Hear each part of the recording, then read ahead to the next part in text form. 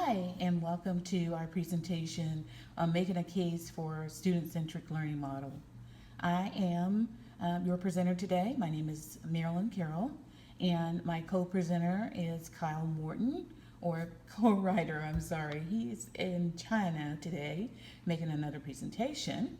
So on a different research element that pertains to this, so we kind of got invited to two things at once on a different, sort of similar topics, but a little different.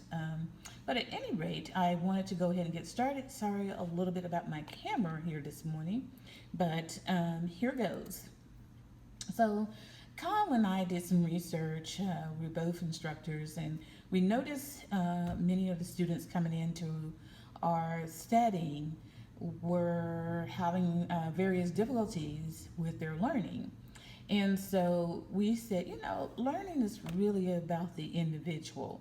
Um, and as each individual came up to us, we saw different factors related to that.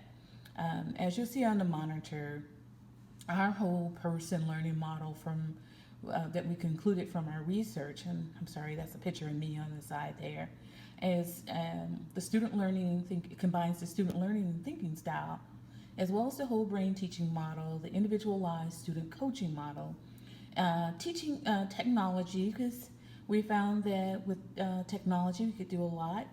The students' learning motivation, as well as the students' psychological capital, and what would students be without the instructors, so the instructors' pedagogical style. So we asked ourselves some questions. How can educational institutions, one, produce levels of high quality learning for students, two, control costs while facilitating an effective and efficient learning environment, three, developing a learning environment, four, developing lifelong learning mindset in students, five, the role of technology in marrying best practices, learning, motivation, and teaching theories, and then six, producing a student-centric learning environment. And so from that, what we came up with our hypotheses was, how do we improve student academic performance while improving student-teacher relationships in an online or on-ground teaching environment? And some of the key elements that we looked at were, how do we identify the student's learning and thinking style? How can we use existing research that's already out there, like Herman's whole brain teaching style, or some other research that we've seen out there on not only on thinking styles and learning styles, audio, visual, as well as other learning styles and thinking styles. And then how do we create a model from all of the research that's already existing to produce or create a model that incorporates intrinsic motivators, because that's what we're feeling, that extrinsic motivators like grades and things of that nature really don't matter as much to students who are going through some various things in life. So those intrinsic motivators were more powerful for us in this research than some of the other factors that others may have seen in previous. And then what were the factors that were unique to the student's success? Then, in looking at learning styles and thinking styles, we saw that students' affective style, visual, auditory, tactical, and hybrid, were some of the major factors in that thinking style that kept coming out. And so, knowledge of how the student learns and facilitates engagement in learning was quite crucial for us in this study. And so we go to the whole brain teaching model, and from that we saw that this repetition triggers some of the things that were mentioned by Herman and Brickle, and we have the list of research authors that we use that's in the paper, and you can link that to the paper we'll have out there. But just to give you an overview here, the instructors, gestures, the scores, any of you who are familiar with Herman's learning model, whole brain teaching model, you will see some of the factors that we came up against. And then we talked a lot about coaching and individualized coaching. I know today we have a lot of coaching, quite a bit of coaching that's coming back into the schools, and we'll hire a coach for one thing versus another. What we found is just like a coach for an individual worker, we found that coaching for the student to individualize that, but it had to be at the teacher's level because they would have more information on that student and could help facilitate that. Now, understanding that the dynamics of how you work with students and the cost factors, we're going to talk about a little bit about that later because a lot of you probably wonder how in the heck are we going to do that when we have so many other things and factors to consider, and instead of giving a student one-on-one coaching. So some of the things, as you all know, is it's instructors. What does the student like learning? How does student A like learning? And student B, a student B may like to work with numbers versus student C likes being alone in the classroom or in their world of learning or home life, and where they're kind of on social media or stuck to video games and things of that nature. And we're just trying to see how we capture that particular student and bring them into the environment.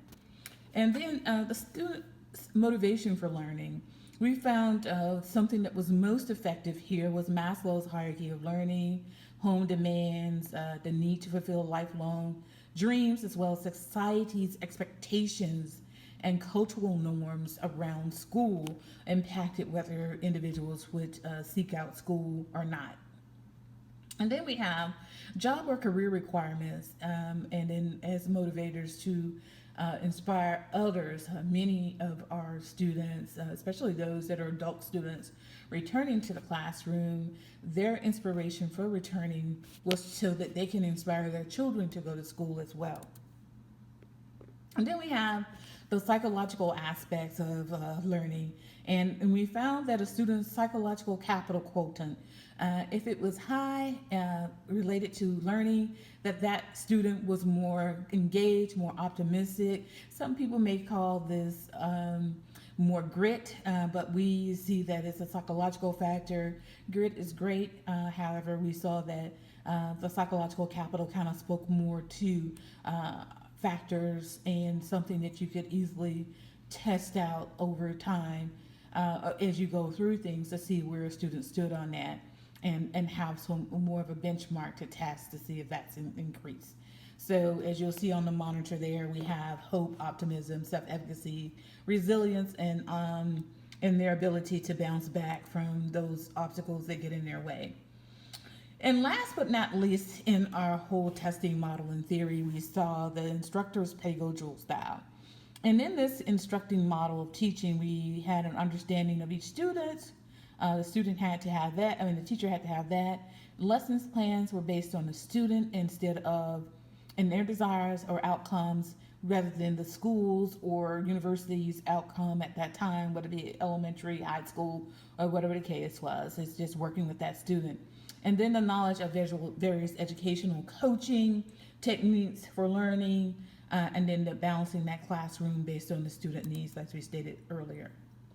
And so we had a possible solution, which brought us back to, we like the whole brain, but the whole brain kind of left some things out, as you'll see in our paper. And we brought that back around to the whole person learning model through assessment, student profiles, student learning styles, adjustments to learning materials, learning phase, and the student content mastery. And then from that, we came up with the Student Capability Index Score, and as a way for us to monitor and test rather than to use a student's grade to see how close they had come to the components that we have laid out here. And so this new ideal on the table as we speak was SLCI, and in L plus A plus P, SLCI is equal to I plus A plus P divided by 3 and times G over 100. That's our formula. We can go in more detail here. But basically it's comprised of learning style, affective style, index, student psychological capital, and academic history. In summary, we found that the whole person learning model consisting of the 6 components, as well as the student's capability index score, and the application of the model using a small sample size of students with an online and on-ground learning environment. Our model was proving that this concept is a likable thing.